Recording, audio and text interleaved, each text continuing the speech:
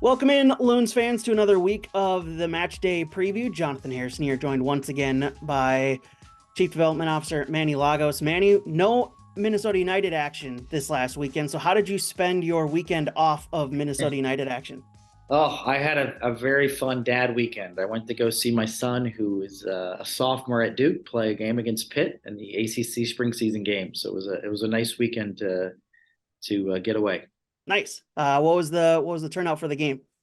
It was actually pretty good. 2-1, they won in PKs, and There you go. it was a good ACC game. Very physical, very tough, and like I said, it was for a spring game. It was a good crowd. Awesome. How much MLS did you partake in this weekend?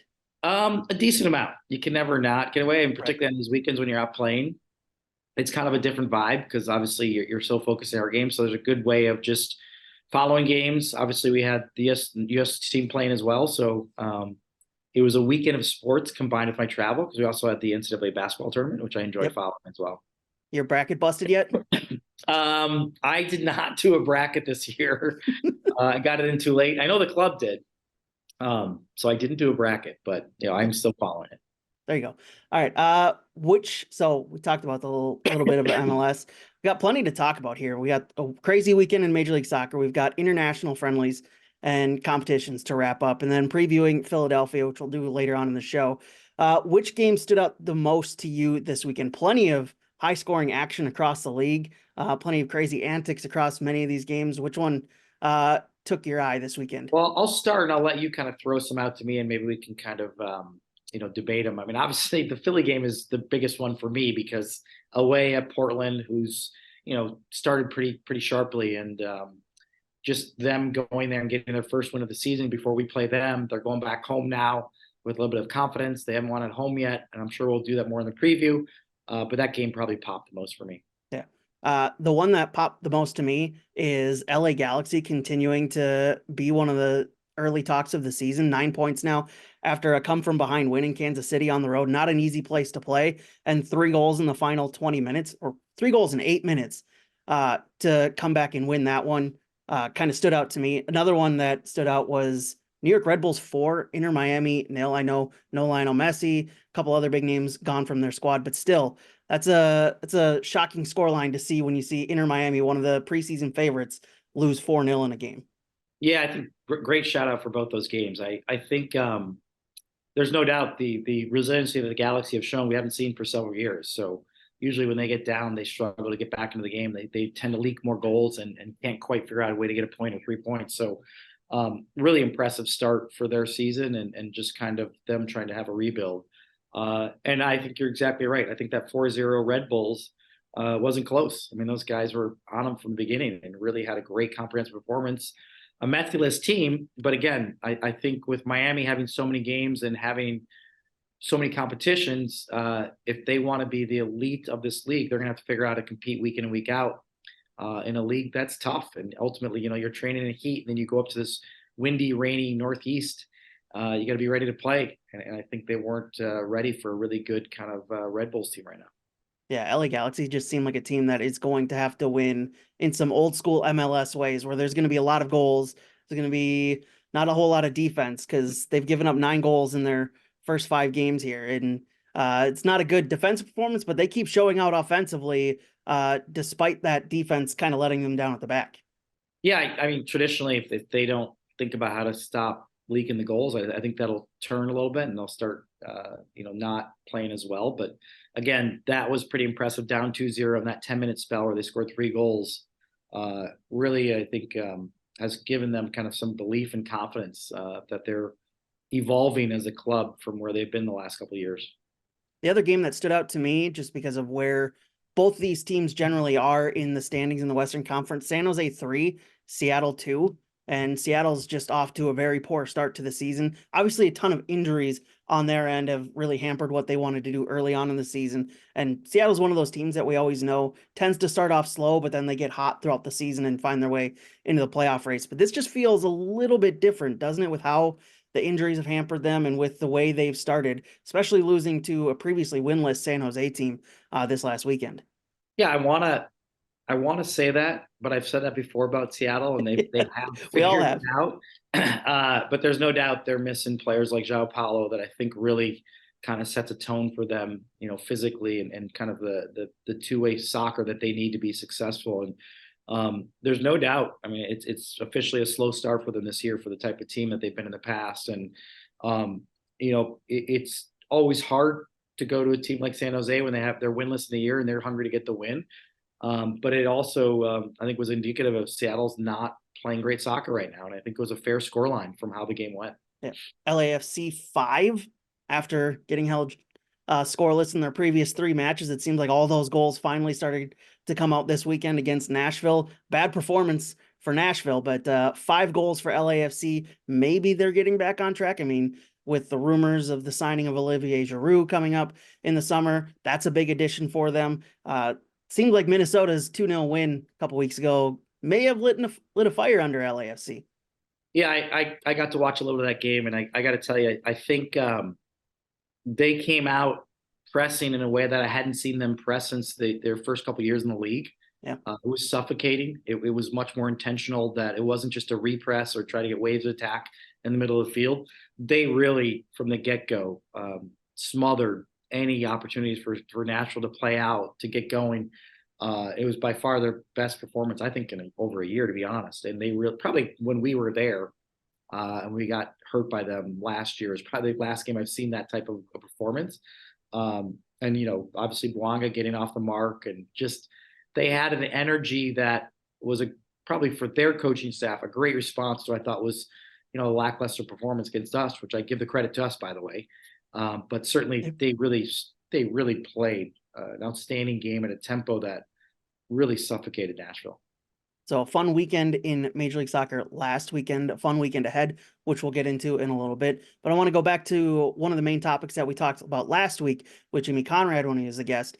U.S. men's national team three-peating the CONCACAF Nations League. An excellent game in the final. Obviously, a little bit of a rough going in the semifinal. I want to really focus on that final. That game was impressive from the U.S. from a standpoint that we've talked about, and it's becoming more of a topic of the U.S. taking over CONCACAF and kind of vaulting above Mexico. But they really showed that they are the better team in this region this weekend against Mexico in that final. Yeah, I mean, it was a fun podcast to do, and it's fun when you do the post podcast and you kind of have the theme about how Mexico doesn't have any stars right now, that you can't quite tell what their identity of how they're going to play and win against good teams. And then to have the U.S. kind of fight through Jamaica, which was just an unfortunate goal in the beginning, that really made it a complicated day for us to get to the final. Mm-hmm. But then when you look at the rosters, we're better than Mexico right now. Our roster is a better roster. We are favored to beat Mexico when we play them at this moment, which is pretty cool. And again, I can't remember a time where I think a roster for Mexico has, some solid players, but no superstars. Chucky Lozano's a quality player, but I wouldn't consider him like kind of the folklore of Mexican stars that sometimes make it hard for the U.S. to handle and get the result. But I just felt like nothing was in doubt the entire game, and really just a great performance. Like I said, we've got a great group of core players now that I think even rotating players were able to really handle a Mexican team right now that I think is still trying to find their identity. Is Gio Reyna the best player in the U.S. pool right now? Because you saw his impact in that Jamaica game, coming on late and really helping to create those goals. And then him really just bossing that game against Mexico the other night. It feels like despite what he's done or the lack of what he's done at club level because of his circumstances there, whenever he gets into the U.S. team and plays, he's incredible to watch. Yeah, I just think we've got a great core of players that are playing at some really big clubs throughout the world now. And they really are important pieces to this group to build to be a competitive team, both in Copa America, but also in the World Cup. And I think what I like is we've got a young, very talented, unique skill set player that's still growing into both how good he can be, but we also need his qualities and touches to be really good on the field for us to really break down teams and really kind of spark our kind of offensive output on the day. And so for me, It's exciting because I think Gio Reyna is still growing into what he can be, both on the field and in terms of what he gives offensively. But more importantly, he's still growing into learning that this career is tough. Soccer's tough. There's a battle here that you've got to have a work rate to get to be able to be the Gio Reyna. And I think he's still going through that process on the club level. And I think it's only going to benefit over the next year and a half, hopefully, a player that could potentially be incredibly important for us to make a run in the World Cup in 2026. It'll be important this summer as well in Copa America. Did this weekend, with how they performed in two very different games, like we said, it was a tough night against Jamaica, going down early to an unfortunate goal and then having to find a way to break through in the final moments of that game and then into extra time, and then completely bossing Mexico off the field in the following game. Did that change what you saw from this weekend? Did that change what your expectations for the club is, or for this nation is, at Copa America this summer?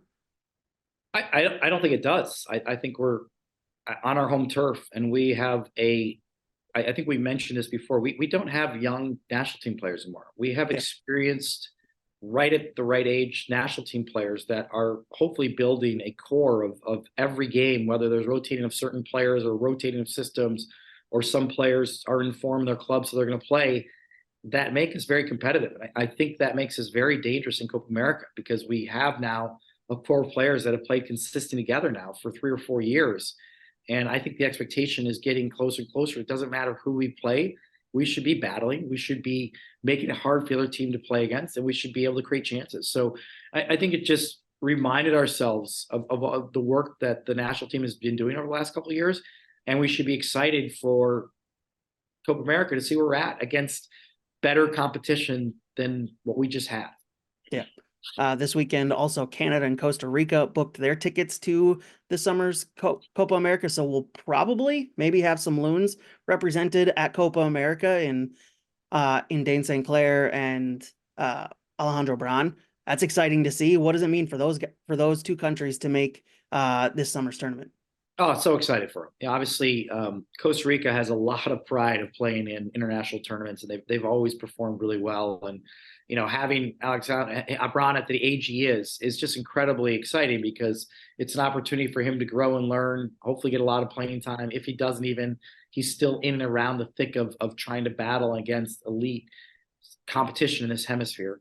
And then certainly for Canada, I think couldn't be happier for Dane. Could be happy for the growth of that club and where Canada is. They kind of remind me of the spell from 1950 until 1994 that the U.S. went through before it really started to kind of dive into really competing in international competition at the highest level. And now Canada is really starting to solidify, since 1986, when they kind of had the drought up until the last World Cup, that they now want to be one of the powerhouses in CONCACAF, and they want to now compete in international competition. And Dane's right in the thick of that core of players. So like all the guys who traveled international break this last time, I just couldn't be prouder of all the Loons players that are representing their countries. And it's really cool to see the footprint of our club all over the world this international break. And Canada fell into one of the toughest groups in Copa America, with Argentina, Peru, and Chile with them.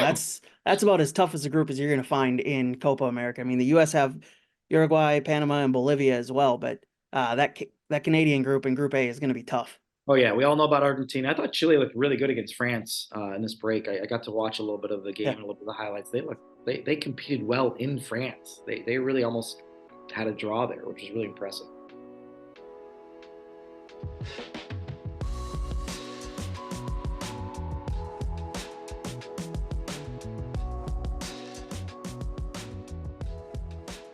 You don't have to wait for spring training to start playing the beautiful game this year. Minnesota United has a full slate of academy and youth camps scheduled throughout 2024.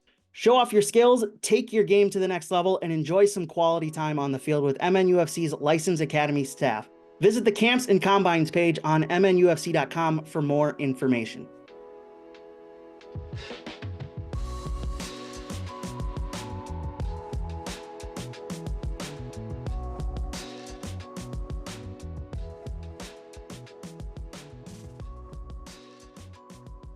Yeah, absolutely. It should be a fun summer for soccer across the states. So let's jump into the preview for this weekend's game. Philadelphia hosting Minnesota United.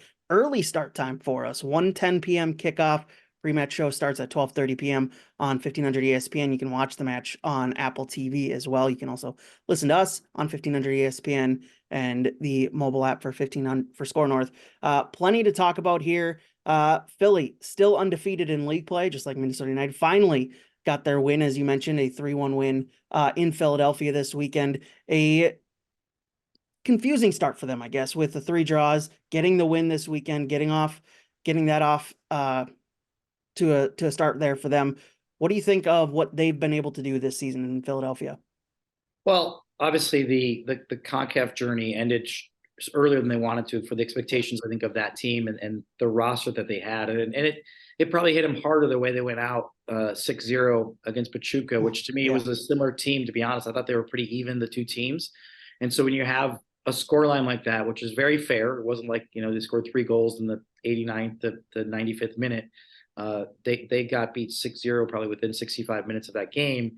And then you are domestically trying to shuffle lineups and figure out how to compete in MLS, and that it probably was a blow. And confidence wise, it was a big win for them in Philly, because I think they wanted to take a deep breath and to remind themselves what they are. And ultimately what they are is a really tough, hard, physical team. So I think their win and now coming back home, we should expect, a team that's hungry to be physical, to get their first points at home and really come at us. I mean, this is going to be a great game this weekend. It's going to be a great battle. I'm excited for our guys. Obviously, we've had a great start, and the only way for us to really, get through this weekend with a result is being ready to play. Yeah, absolutely. They got a ton of talent across the board in various different age profiles. Obviously, the academy is the focus for a lot of people. Recently, with Sullivan being signed by Manchester City, he'll stay with the club for another 4 years, according to reports. So plenty to talk about there. We'll get into the academy side a little bit. I want to talk about kind of the keys to this matchup for Minnesota, trying to get the better of Philadelphia. The last time these two teams played was the first game of the 2022 season. It was also Bangkok Longwane's debut for the club as well. Came on in the latter moments of that match. Robin Lod scoring in the 23rd minute. Oliver Burke, I believe, scoring in the 35th minute, if I'm remembering correctly. Good memory. Looked it up beforehand, but I also forgot the minutes there for a second. But yeah, it was a 1-1 battle, an exciting game to start the season. A couple years ago, that was the last time these two teams faced in Philadelphia. What's the key for Minnesota this weekend? Yeah, I mentioned first, I think it's got to start with their mentality. I think we've got to be ready to match them physically.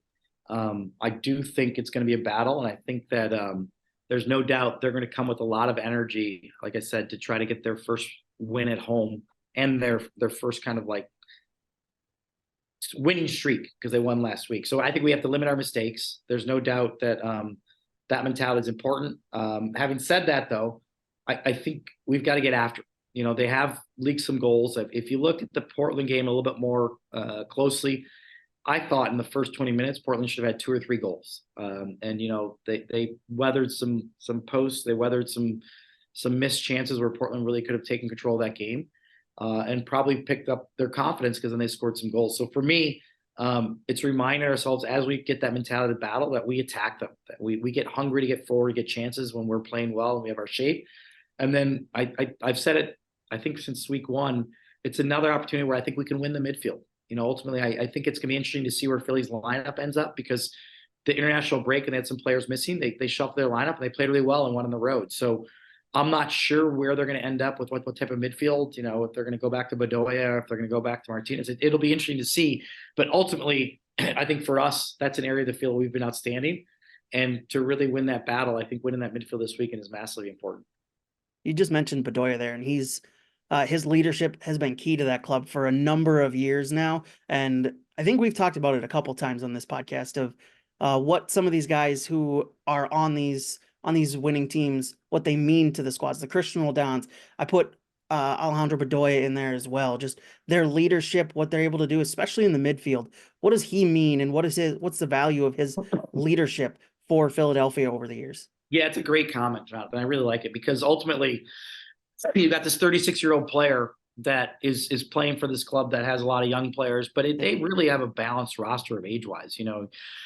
Excuse me, they've got Carranza at 23, Ure 29, Godzak 28. So they've got this mixture of that, and they got Sullivan and McGlynn at 20. And Bedoya just provides that great leadership. And that's where I really have a lot of respect for Philly. They have a great balanced roster of experience and youth, and then kind of guys in their prime. And they're hard to handle. They do have a style that's very unique and very tough to play against. So Bedoya has no doubt been kind of a cog in all of that.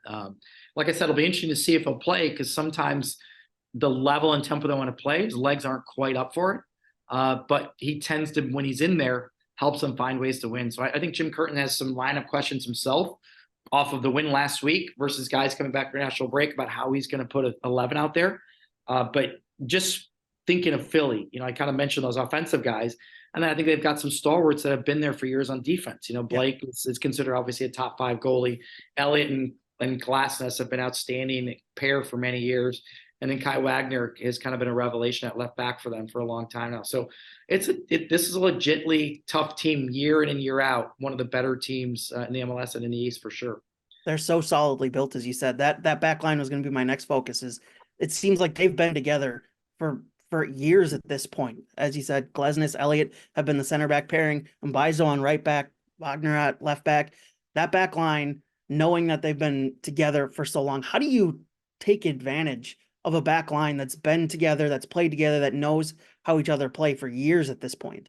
Yeah, I think we have to unsettle them. I think at the end of the day, I think I mentioned the mentality of battling doesn't just mean winning the midfield. It means when we get our opportunities, getting after them, making sure that they're not going to be comfortable in the fact that they might be complacent because they've played together for a long time, and making sure that we don't just go on the road with the idea that, we're going to try to limit our mistakes and play cautiously, but we play with an idea that, we're going to create our chances, and we're going to take our chances, and we're going to make it a tough day for them.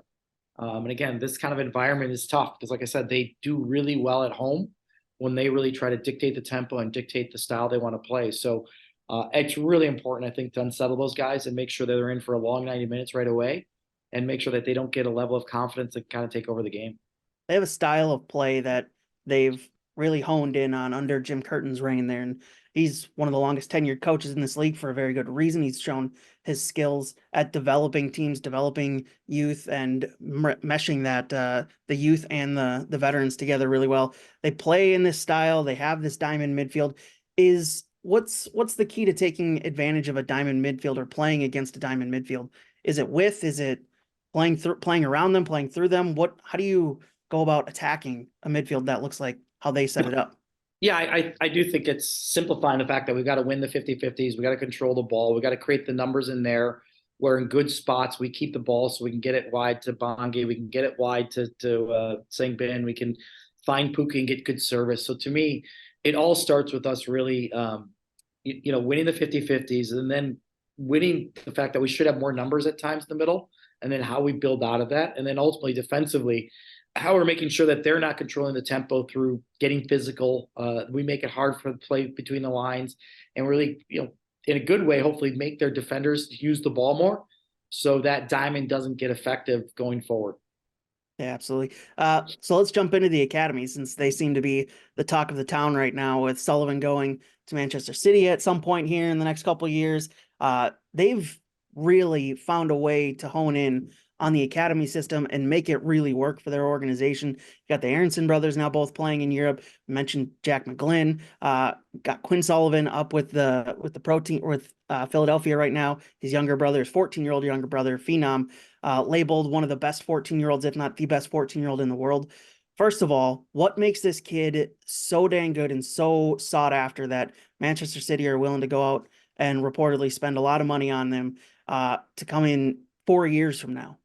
Yeah, it's pretty amazing. He profiles as one of the best 14-year-olds in the world, which is really a great credit to Philadelphia. It's a great credit to MLS that, the academy work and the things that we're trying to do are kind of like starting to show that we can actually kind of produce high-level talent at certain age groups. This doesn't mean that he's for sure going to make it, but it ultimately is really cool that you have a kid like him who's profiling at such a high level at such a young age. And I think a lot of it has to do with a little bit different than Quinn in that, Quinn's more a little bit more glidey and dangerous winger. He's got a little bit more ability to break lines with his passing or with his explosiveness. He's a little bit more I would say, he's got an explosiveness with his technique that really can break lines with pass or dribbling. He's a great finisher. He really is, profound to be a really good finisher as well. So it's exciting. Ultimately, you don't know where the journey goes. It just started for him professionally this week.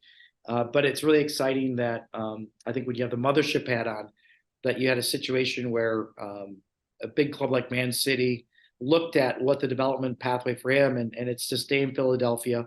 It's to be a part of what we're trying to do in terms of the league-wide development model here, and then see where that goes after 16. He might go earlier, he might stay till 18.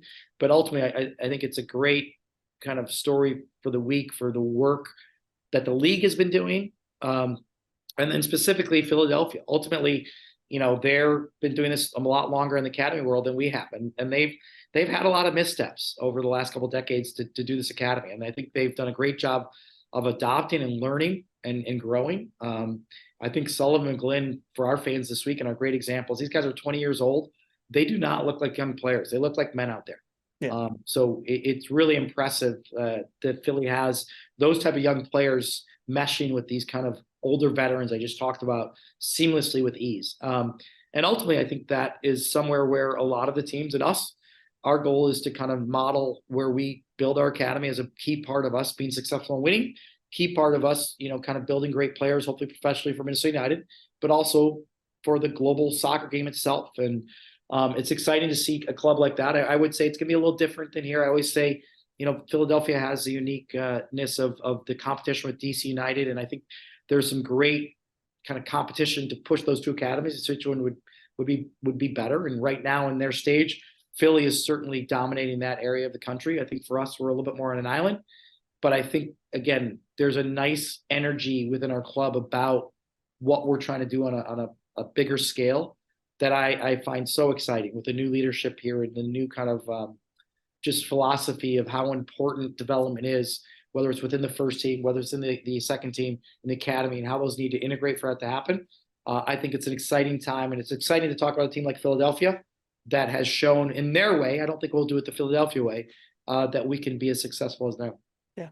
You kind of answered my question there about what other teams have kind of studied about how Philadelphia operate their academy and how they're so successful bringing those youth through. So it brings me back to Minnesota and their youth academy and bringing Devin Padelford through, getting his first Major League Soccer start 2 weeks ago against LAFC. How important is it for teams across the league to prove that that pathway is there, it works, it's ready for these kids to utilize in, I guess, recruiting some of these young kids to their academies and getting them through and bringing them forward? And how important is it to roster building? Because obviously there are benefits to bringing through your youth through the academy and through MNUFC too, and bringing them up into the full team. Oh, it's massive. I mean, listen, Devin last weekend or 2 weekends ago, what a performance he had. He was outstanding.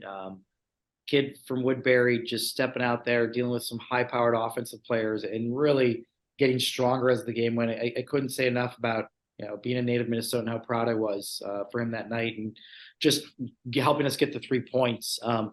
I think it's important, the pathway of just that, but I also think it's important because there's kids that are 8, 9, 10, 11, 12 now that I truly hope followed that game, were at that game, found out about that game, and are believing. Because there is real work, but you can't have the real work without the belief as well. And these kids need to believe not only that there's a pathway, but that they believe that they can get to the top of the pyramid in that pathway. And so to me, it's just such an exciting time for the country with the next couple of years about where soccer and how many global events are here. And I think it's an exciting time for Minnesota United. Because like I said, there is a shift here in terms of us really intentionally thinking about not only kids believing, which we're going to work every day to make every kid in Minnesota and every kid recruit for the academy to believe in themselves and believe in the pathway. And then also the real work, roll up your sleeves and helping find the best way to develop them and bring out the best version of themselves to have awesome, potentially first team players. We're remiss to not acknowledge Loic Masanvi's goal last night against Real Monarchs. Obviously, the end scoreline wasn't the desired effect, but what a goal by Masanvi last night in Utah.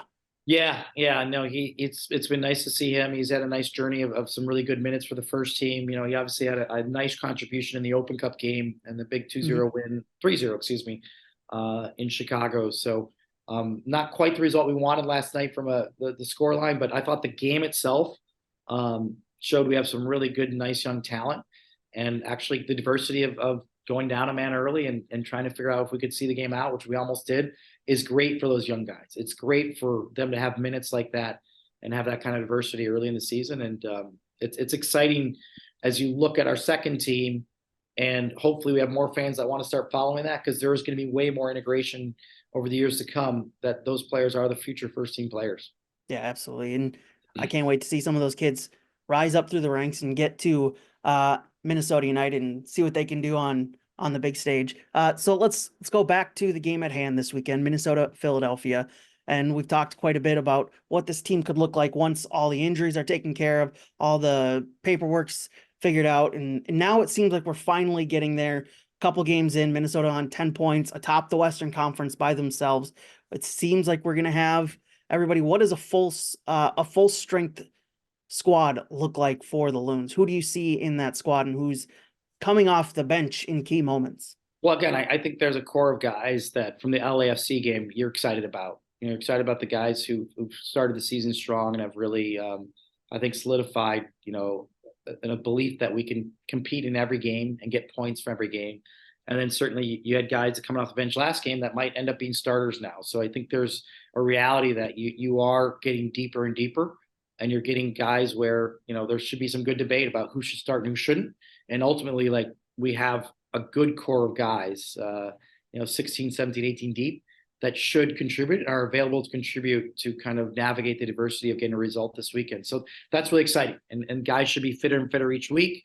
When you're coming back from injuries, when you're coming back from international duty, it gets a little chunky for some of the guys who you might have to manage their minutes based on how much they played and their fatigue of traveling. But overall, that's what I just mentioned about we got a core, hopefully, that can step in now and really be ready, like I said, to compete against one of the toughest environments to play in the league. By the way, the Athletic putting out their annual randoms or anonymous survey, and Hassani Dotson getting mentioned in love and as one of the I think underrated players in the league. Congrats to Hassani Dotson there, getting some love early on in that one. Expected, because as we've talked about plenty of times, the importance of him in that midfield has really shown out this season. I thought it really was a really shining moment or shining season last year, coming back from the injury and what he was able to do throughout the season. But he's also had an incredible impact this season, not getting on the score sheet, but what he's been able to do in those moments that really don't show up on the stat sheet. He's been really effective for this squad in the midfield this season. Yeah, I thought he was the man of the match in the LAFC game. I thought it was his best game, and probably since his knee injury. And just to see him kind of continue to grow based after that injury, and really that entire midfield with him and Will and Load has been really, really tough to handle for teams to really kind of compete against us. So Hassani, can't say enough about him. Can't say enough about it every day. He's a true pro now. He's at an age where he understands what he needs to do physically, mentally every game, and he tends to really give that. And I think it's cool when the team and his peers acknowledge it, because it's genuine. It really is game in and game out. He's ready to fight in battle, and I think teams and players understand that. Is he going to be one of those guys that we talk about, like the Christian Roldans, Alejandro Bedoyas, who are just so important to those winning teams? They don't get a whole lot of mention, but it feels like if they're not in the squad's going to be a lot lesser without them. Yeah, I do. I think it's a little bit different. I think Bedoya and Roldan do it a little bit more with cleverness. Yeah. Hassani does it with a little bit more physicality, which I kind of love. So it's a little bit different. But yeah, you're going to miss that physicality when he's not in the game. There's no doubt. So then Reynoso, we don't know if he'll play. We don't know the lineups yet, but we saw him return and make his debut 2 weeks ago against LAFC. That his insertion into the lineup obviously changes things, how they look in that midfield. With him in the lineup, how does that affect the midfield and what they ask? Because what we've seen through the first couple games is a 3-man midfield that is up and down the field all game long. Does that mean with Reynoso coming in the lineup, eventually at some point. I would imagine he's going to start here eventually. How does that affect what you ask a Will Trapp, a Robin Lod, a Sonny Dotson to do in that midfield? Do they sit back a little bit deeper because Reynoso's generally not going to track back as far, or are you going to ask Reynoso to track back just like Robin Lod was doing the past couple weeks and have him play in the midfield? How do you expect that to change things in that midfield? Because as we've talked about throughout the past couple weeks, that midfield's been key to how this team operates and what they've been able to do in hassling teams, especially in this high press. Reynoso's going to change that one way or the other, and it's very interesting, and that's been the key talking point about around this team is how Reynoso fits into this high pressing game style that we've seen over the first couple weeks of the season. Yeah, I think it's TBD, but also I think it's something you should be excited about. Yeah. I don't think the staff probably looks at it like, it's going to change everything. I think they look at, there's a lot of positions Reynoso could play on the field, whether it's midfield, whether it's wide right, wide left. I mean, I think the values and habits that the players want to try to create to do the style, hopefully he fits in one of those positions and he's ready to do it while he brings these other areas where maybe makes it easier for us to have the ball more and press and repress more. So to me, I think it's just an exciting time to kind of integrate and build into a high quality player whose habits and values are, I think, aligned with the team. And then the team also elevates all of their kind of skill sets because he's on the field, because he does have those touches in a way to kind of move the ball and go. So it's exciting. It's exciting to say that I don't quite know because I don't until you see it. But, the reality is I think the group is going to be better as they kind of build that values and habits about how they want to go about winning games. The especially exciting thing is, and we noticed this right away in that game against LAFC, the amount of attention he draws when he's on the ball in the attacking third. At one point, I remember Dan and I were on the call. We're sitting kind of above the wonder wall, and he's got the ball in front of us late in that match. It's on the near sideline. And 4 LAFC defenders come swarming him. And obviously that's going to leave people open. And we know Emmanuel Reynoso can thread a pass. That's going to be exceptionally exciting to see how he fits into this, considering how this team has already played over the opening couple weeks. Yeah, those moments just remind you, and I become a fan like everybody else. There is a reality that there's a handful of players I think that played in Minnesota over the years, over the decades, Ace Nestlingwe, Ibsen, Reynoso, where you really take away the win and losing. You have these special players you get to watch live, and it's amazing. And there's just moments that remind you. And Reynoso hadn't played at home yet, and for him to come out and just be on the field, I think it was a nice reminder of the fans about how good he can be and how good his touch is. Which is, again, there's a beauty of this sport. There's a romanticism, and something like Reynoso, pulls at those strings in a way that's just like is awesome. It's awesome to see live. It's really cool. And he certainly kind of disrupts the other team because he is that good.